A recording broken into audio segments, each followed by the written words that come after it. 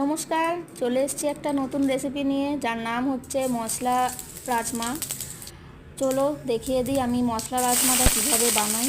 প্রথমে আমি রাজমাটাকে সিদ্ধ করে রেখে দিয়েছি। তার মধ্যে আমি কিছু পাঁচমিশালি ডালও অ্যাড করেছি, যাতে এই রাজমাটা মানে ভালো টেস্টি আরও খেতে হয়।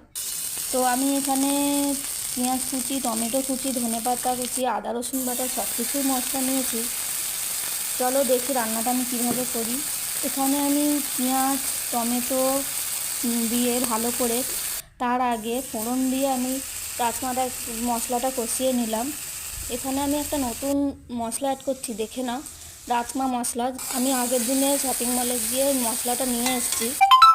আর মশলাটা কষানো হয়ে গেলে এখানে আমি দিয়ে দিচ্ছি সিদ্ধ করে রাখা রাজমাটা কতক্ষণ আমি এর মধ্যে ভেজে ভালো করে মশলা কষানো হয়ে গেছিলো, ঢেলে দিয়ে এটা আমি ভালো করে গ্যাসের ফ্লেমটা আস্তে করে আমি এটা ভালো করে রান্না করে নিচ্ছি। দেখো রান্নাটা আমার কমপ্লিট হয়ে গেছে। এবারে আমি এটাকে ঢেলে নেব। দেখো কত সুন্দর দেখতে লাগছে মশলা রাজমা। এটা নর্মালি সকলেই বাড়িতে বানাতে পারেন। আমার বরের পছন্দ, এটা আমি বানিয়েছি। প্রত্যেক দিন নতুন নতুন একটা করে খাবার বায়না, আজকে আমাকে বানিয়ে দিতে হবে রাজমা। দেখো